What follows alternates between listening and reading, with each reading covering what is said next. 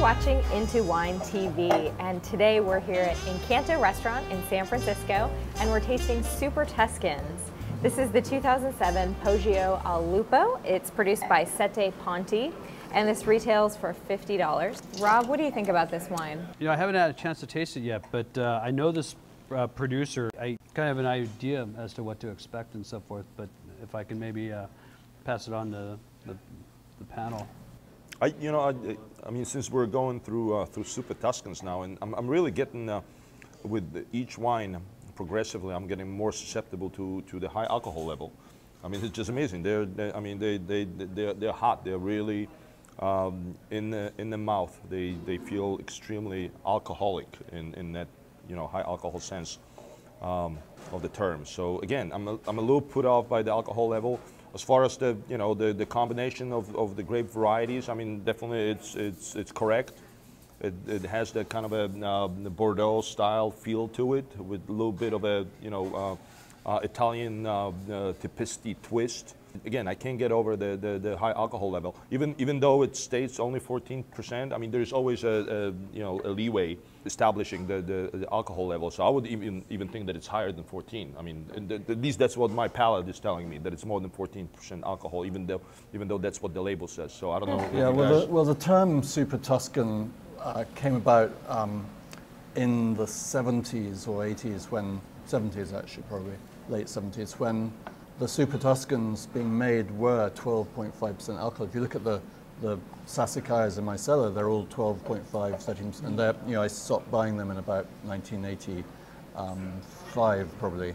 So you have Sassicaias from '85 in your cellar? No, 70s and early 80s, yeah. Because they were. When are we coming over? They were my samples. When are we coming over? When are we coming over? Well, anyway, yeah, they're buried at the back of a Eurocarve, so I can't get them out. But I'll bury them out. Don't worry about it.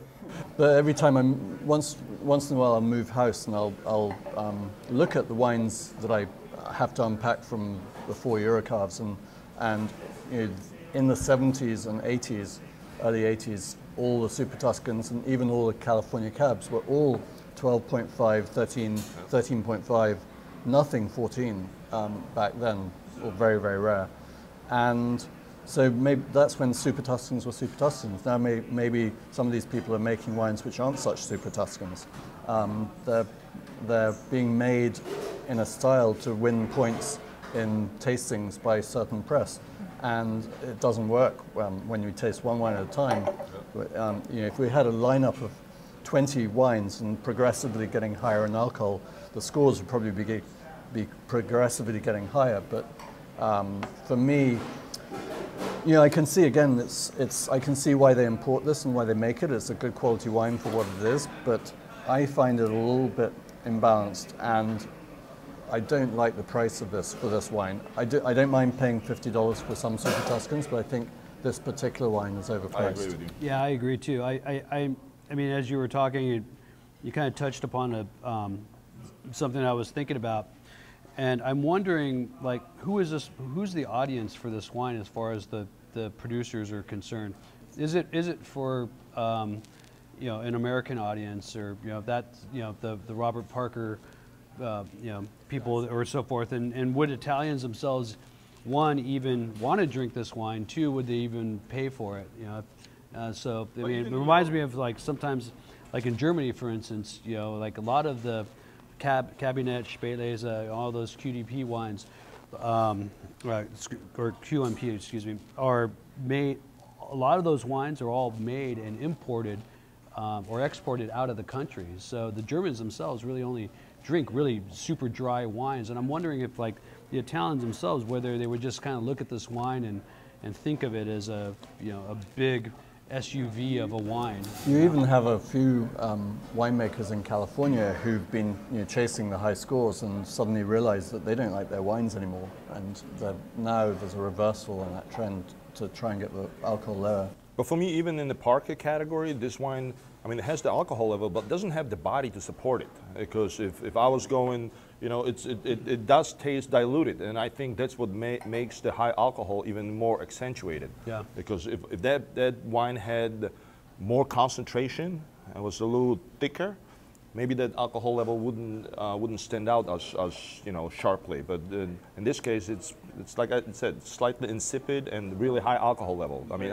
$50, there's just no way. Yeah, it's I very also tannic. think too the wine's young. I mean, it's an 07, and once again, I'm kind of curious as to, you know, why Italians are, you know, some of these producers are As a Super Tuscan, it's slightly less usual grapes. It's 73% Cabernet Sauvignon, but it's 20% Alicante and 7% That's true. Petit Verdot. So it's unusual. And I think those the Alicante and Petit Verdot maybe diluted a bit. If it was 100% Cab, maybe it would have the extra oomph that you're looking for. So overall, it sounds like it's all right, but maybe not worth the price point. But and definitely not worth it. definitely doesn't really have as much to back up that high try it on alcohol sale, percentage. maybe, if it gets to that. Yeah. Yeah, $35 is a good wine.